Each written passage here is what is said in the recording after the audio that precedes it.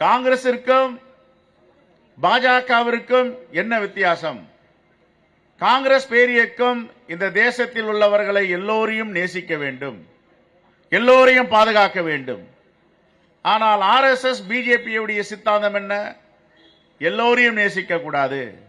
இங்க ஒரு சாரார் தான் ஆள வேண்டும், ஒரு சாரார் தான் வாழ வேண்டும், பிறரெல்லாம் வேறு நாடுகளுக்கு செல்ல வேண்டும். தலைவர் ராகுல் காந்தி அவர்கள் தொடர்ந்து நாடாளுமன்றத்திலும் மக்கள் மன்றத்திலும் போராடி கொண்டிருக்கிறாரே, இந்த தேசத்துடைய எல்லா மக்களுக்கும் தானே.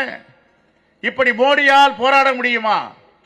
மோடியால் சொல்ல முடியுமா இந்த தேசம் எல்லோருக்குமான நாடு என்று?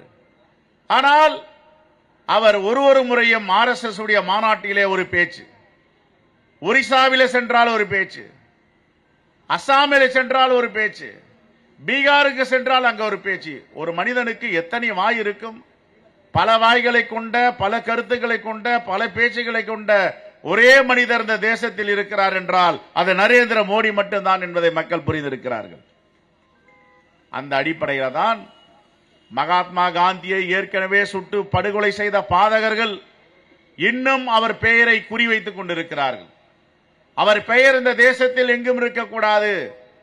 அவர் பெயரை தாங்கிய மாபெரும் திட்டம் அன்றை சோனியா காந்தி அவர்கள் வழிகாட்டுதலில் டாக்டர் மன்மோகன் சிங் ஆட்சி செய்யும் பொழுது 2005ஆம் ஆண்டு எல்லோரையும் அழைத்து பொது உடைமை கட்சிகளை எல்லாம் நான் இப்படிப்பட்ட ஒரு மாபெரும் திட்டத்தை அறிவிக்க இருக்கிறேன். இந்த திட்டம் என்பது இந்த சமூகத்தில் இந்தியாவில் உள்ளவர்கள் ஒரு பகுதியினர் ஒதுக்கி வைக்கப்பட்டிருக்கிறார்கள். எந்த வருமானமும் கிடையாது, வறுமை கோட்டின் கீழே இருக்கிறார்கள். அவருக்காக இந்த திட்டத்தை நான் நடைமுறைப்படுத்த போகிறேன் என்று சொன்னவுடன் பொது உடைமை கட்சிகள் வரவேற்றார்கள். டாக்டர் மன்மோகன் சிங்குடைய ஆட்சியில் நிதித்துறை அமைச்சராக இருந்த தமிழ்நாட்டை சார்ந்த ப. சிதம்பரம் அவர்கள் அறிவித்தார். ஆனால் அறிவிக்கும் பொழுது மிகப்பெரிய சவால்கள். நிதி ஒதுக்க முடியுமா? இதை சீராக நடத்த முடியுமா? இந்த பகுதி என்பது, இந்த திட்டம் என்பது வெற்றி பெறுமா என்றெல்லாம் சந்தேகப்பட்டார்கள்.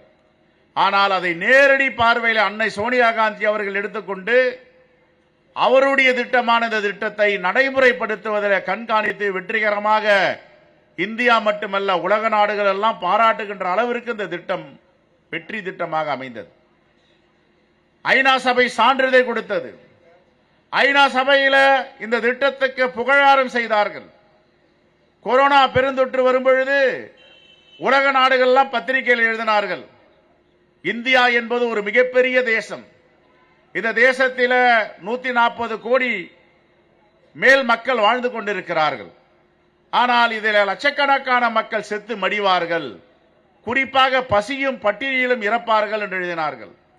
ஆனால் இந்த மக்களை காப்பாற்றிய ஒரே திட்டம் கொரோனா பெருந்தொற்று காலத்தில் இத மகாத்மா காந்தி பெயரை தாங்கி இருக்கின்ற 100 நாள் வேலைவாய்ப்பு திட்டம். இதைத்தான் உலக நாடுகள் கொரோனா பெருந்தொற்றுக்கு பிறகு 2022 எழுதினார்கள். இந்தியாவிலே மிகப்பெரிய அழிவு வரும் என்று எல்லோரும் எதிர்பார்த்தோம். ஆனால் அந்த அழிவிலிருந்து காப்பாற்றியது ஒரு திட்டம் இந்தியாவிலே. அதுதான் மகாத்மா காந்தி பெயரில் இருக்கின்ற 100 நாள் வேலைவாய்ப்பு திட்டம் என்று எழுதினார்கள்.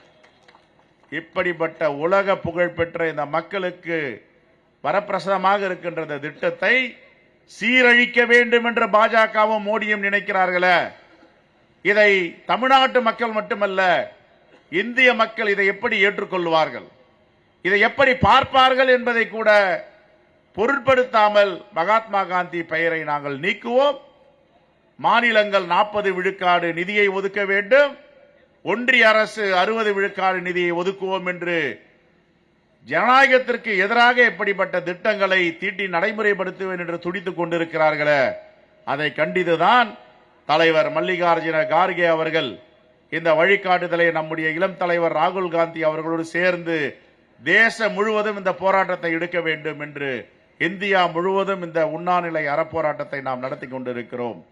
பிளே ஸ்டோர் மற்றும் ஆப் ஸ்டோரில் இருந்து பாலிமர் செயலியை QR கோடு மூலம் பதிவிறக்கம் செய்யுங்கள். செய்திகளை உடனுக்குடன் பெறுங்கள்.